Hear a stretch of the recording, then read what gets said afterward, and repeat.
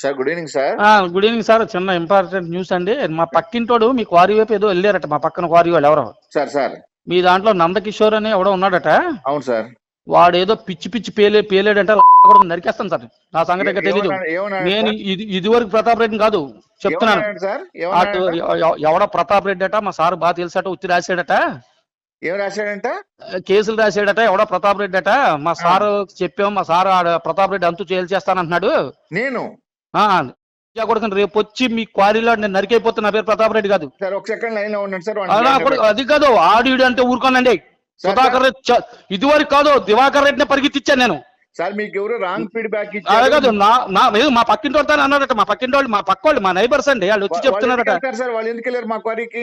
మీ క్వారీకి వెళ్ళా sir. Quarry పైకెక్కి పక్కన మెట్లో ఏదైనా ఉందేమో, ఎవరో మెట్లు ఇస్తానంటే వెళ్ళాడు. రాంగ్ కోతలు కూసాడట. సెకండ్ లైన్ లో ఉండండి సార్. ఆడు కూసాడంటే మటుకు పేక్ కోసేస్తాను నేను, చెప్తున్నానండి. సార్ ఆవేశపడకండి. అది కాదండి, నేను ఎవరి మాట పన్ను, ఎవరు నా భిక్షక్కర్లే. సుధాకర్ గారు పాల్గొట్టకపోతే నా పేరు ప్రతాప్ రెడ్డి కాదు. రేపు నుంచి సార్ ప్రతాప్ రెడ్డి 600 కోట్లు వేసి దివాకర్ రెడ్డి, జేసీ దివాకర్ రెడ్డి పరిగెత్తినిచ్చాను. సీఎం రమేష్ గారు గుడిపించారు నా కొడుకుని. నాకు తెలుసు కదా సార్. మీకెంత హోల్డ్ ఉందో వైఎస్ఆర్ లో మాకంతే ఉంది. ఇంకా మీరు ఎవరు, మేము ధైర్యం పోతాం మేము ఆయన దగ్గరికి. సార్ నేను ఎప్పుడు నా మాట మిమ్మల్ని అన్నానా సార్? ఎందుకంటే పెడతారు.